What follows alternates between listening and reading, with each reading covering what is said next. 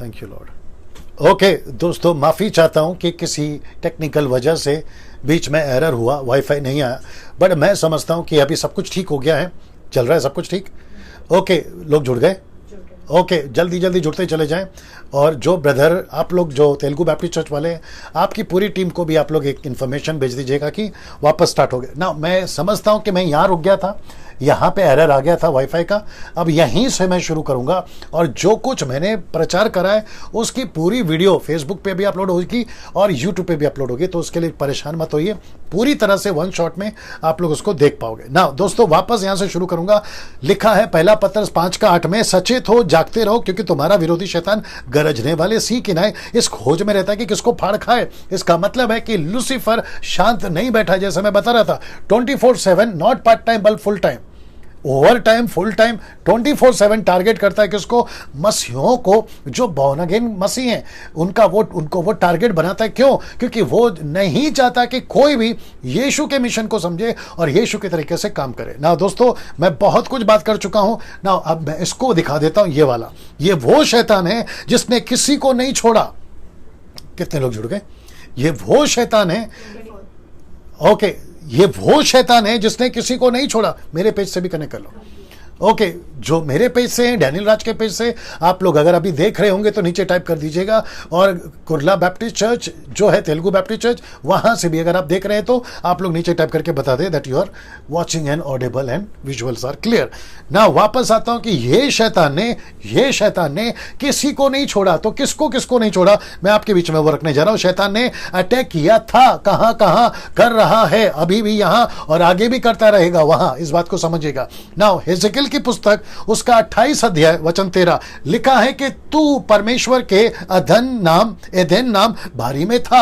ये कौन सी बारी है? आदम की बगीचा, आदम और हवा की बगीचा, ये वहां था। कौन था? Lucifer. Can you believe this? ये वहां था। बाइबल कहती है ये वहां था।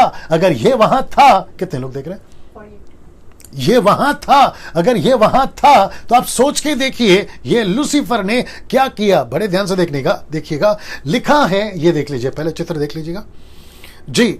नाउ लूसीफर ने, उत्पत्ति की किताब 3 अध्याय, लूसीफर ने उसको अटैक किया। बहुत ध्यान से सुनना, मैं समझता हूं कि आपको बहुत काम आएगा। लूसीफर ने, यानी कि पुराना सांप, अजगर, ड्रैगन, पहला प्रकाशित वाक्य 12:9, ये वही पुराना सांप है जिसका जिक्र यूहन्ना ने किया। उसने अटैक किसको किया पता है? जो कमजोर था। यहां दो कैरेक्टर हैं, एक है आदम, एक है हवा, एक है पुरुष और एक है स्त्री। उसने किस पे अटैक किया? यहां पुरुष और स्त्री का चक्कर नहीं है। कुछ लोग प्रचार करते हैं कि महिला पे अटैक ज्यादा होता है। नो, यहां पे चक्कर है कौन कमजोर पाया गया। ये व्यक्ति क्या करता था? परमेश्वर की संगति में जाता था। लिखा है परमेश्वर आदम से हर शाम मिलने आता था। मेरा प्रश्न है फिर ये क्यों नहीं जाती थी, या ये नहीं जाती थी, या ये नहीं ले जाता था? ये यहां पर कंट्रोवर्शियल है, लेकिन कमजोर पाई गई ये अगर कमजोर होता ना पुरुष आदम, ये उसको भी अटैक करता। तो यहां चक्कर पुरुष और स्त्री का नहीं है, यहां जेंडर का चक्कर नहीं है। इतिहास गवाह है बाइबल के अंदर कि महिलाओं ने क्या क्या किया है। वो एस्तर हो, दबोरा हो, आपकी रूथ हो, परमेश्वर की वक्त में, यीशु के वक्त में मैरी मैगदलीन हो, वो कमजोर नहीं थे, इतिहास में अद्भुत काम किए हैं। तो चक्कर यहां पुरुष और स्त्री का नहीं है, चक्कर यहां कमजोरी का है। मैं वापस कहता हूं, लड़का लड़की पुरुष स्त्री का चक्कर नहीं है। आप पुरुष हो तो अगर कमजोर हो अटैक करेगा, स्त्री हो कमजोर हो तो अटैक करेगा, अगर स्त्री मजबूत है नहीं अटैक करेगा। यही तो बता रहे हैं। इसलिए तो पतरस ने कहा ना कि सचेत रहो, जागते रहो। किसको? दोनों को कहा है, पुरुष और स्त्री को दोनों को कहा है। इसका मतलब ये नहीं कि पुरुष पे अटैक नहीं करेगा, वो जरूर करेगा, कमजोर जिस पे वो अटैक करेगा। और ऐसा उसने अटैक करा, हवा कमजोर पाई गई, उसका आत्मिक दशा उतना मजबूत नहीं था कि वो शैतान को टक्कर दे सके, और जिसके चलते ये परिणाम हुआ कि हवा फंस गई और उसने आदम को भी फंसाया। अगर एक मजबूत होता और संभल जाता, आगे परिणाम वो नहीं होता जो आज हम लोग देख रहे हैं। ये है आंकड़ा।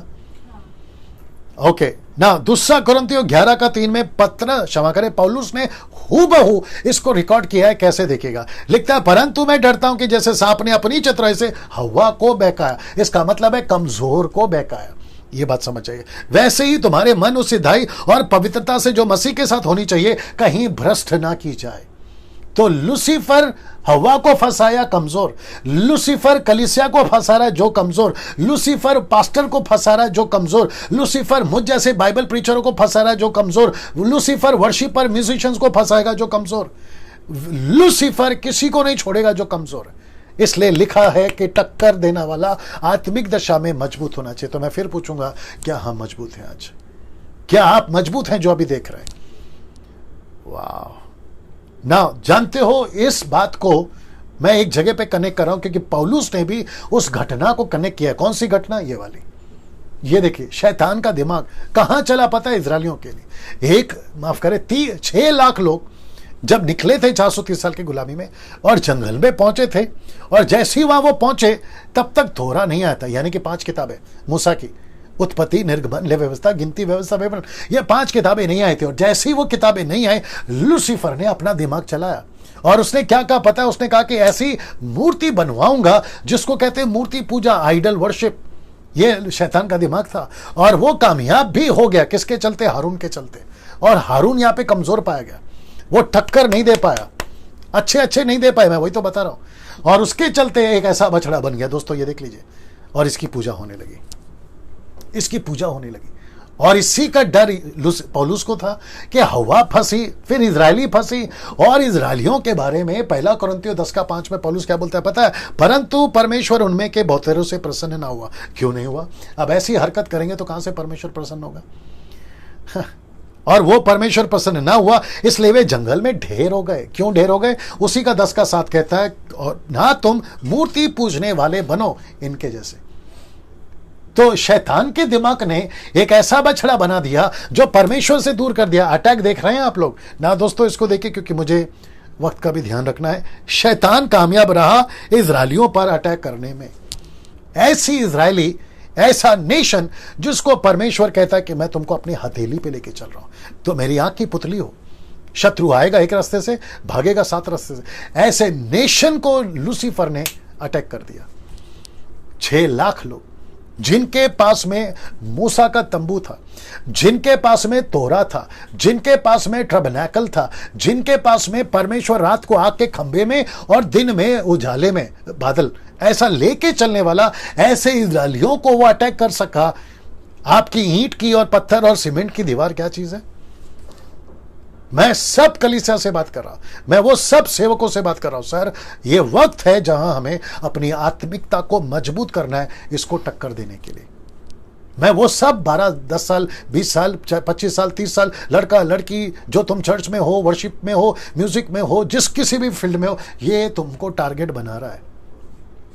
प्रीचर्स में आपको भी कह रहा हूं, नेशनल इंटरनेशनल, ये आपको टारगेट बना रहा है। और उसको अच्छे से पता है कि जब इजरायलियों को नहीं छोड़ा, आदम हवा को नहीं छोड़ा, तुम्हारे पूर्वजों को नहीं छोड़ा, तुम क्या चीज हो? और मैं वापस कहता हूं, पवित्र आत्मा अंदर है, मैं मना नहीं कर रहा हूं। यीशु का प्रोटेक्शन हमारे ऊपर है, मैं मना नहीं कर रहा हूं। यीशु का लहू हमारे ऊपर है, मैं मना नहीं कर रहा हूं। लेकिन उसके बावजूद भी यीशु खुद कहता है, अगर तुम मजबूत हो तो मैं तुमको मजबूती दूंगा। पतरस पानी पे क्यों चल सका? तब चल सका जब उसने खुद अपनी तरफ से कुछ किया। अगर हम भी परमेश्वर की ताकत में, इसलिए तो पौलुस कहता ना कि उसके शक्ति में बलवंत बनो। इफिसियों 6:10, इफिशियन 6:10, यही तो कहता है मजबूत बनो। ये लोग देख रहे हैं इतने लोग। अभी मुझे पता है कि 500 लोग देख रहे थे, 550 लोग देख रहे थे। वो सब मुझे नहीं पता कहां गए।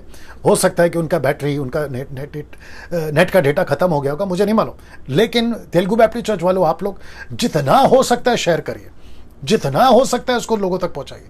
और साथ ही साथ आप लोग जितने भी लोग देख रहे हैं, इसको लाइव रिकॉर्डेड वीडियो YouTube से डाउनलोड करके आप लोग प्ले कर सकते हो, वापस से दिखा सकते हो। और मैं समझता हूं कि यह बहुत जरूरी है मसीहत को जानना। Satan's attack on whole world, on the whole world, ये आपको समझना होगा ना। शैतान कामयाब रहा यीशु मसीह, माफ करें, आदम हवा पर और साथ ही साथ इजरायलियों पर। अब आपको एक ऐसा झटका, एक ऐसा शॉकिंग देने जा रहा हूं। आपके स्क्रीन के ऊपर देख लीजिए ये वाला। ये कौन है? यीशु मसीहा, सर्वशक्तिमान परमेश्वर, एलोहिम, ट्रायून गॉड का थर्ड पर्सनालिटी। लूसीफर ने जब यीशु तक को नहीं छोड़ा, शैतान ने यीशु तक को नहीं छोड़ा। मत्ती की किताब 4:4, लूका की किताब 4:4, हालांकि मरकुस में भी इसका जिक्र है, बट अभी जरूरत नहीं है, ये 2 काफी है।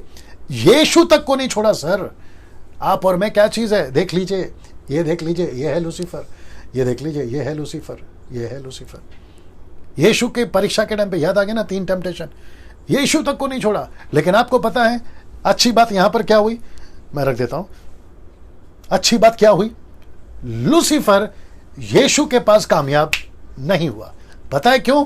यीशु मसीह ने उसी वेपन का इस्तेमाल किया जिस वेपन का इस्तेमाल शैतान ने किया, जिस वेपन का इस्तेमाल आदम हवा पे चला, जिस वेपन का इस्तेमाल इजरायलियों पे चला, जिस वेपन का इस्तेमाल आज भी चल रहा है। और वो क्या, जल्दी से बाइबल देना खोल के, जिस वेपन का इस्तेमाल लूसीफर ने किया, ये है वो वेपन।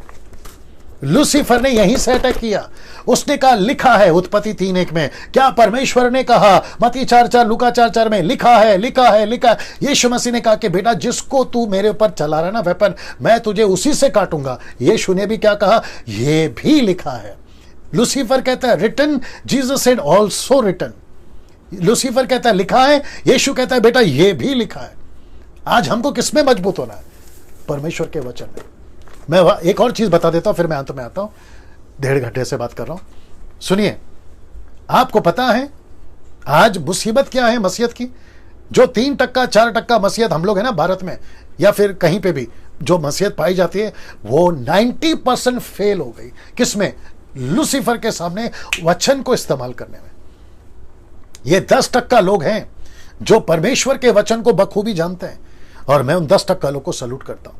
तेलुगु बैप्टिस्ट चर्च वालों, आपको मैं सल्यूट करता हूं कि आप लोगों ने मुझे प्लेटफॉर्म दिया कि मैं ये सारी बातें रख सकूं। मैं उसके लिए आपका धन्यवाद देता हूं।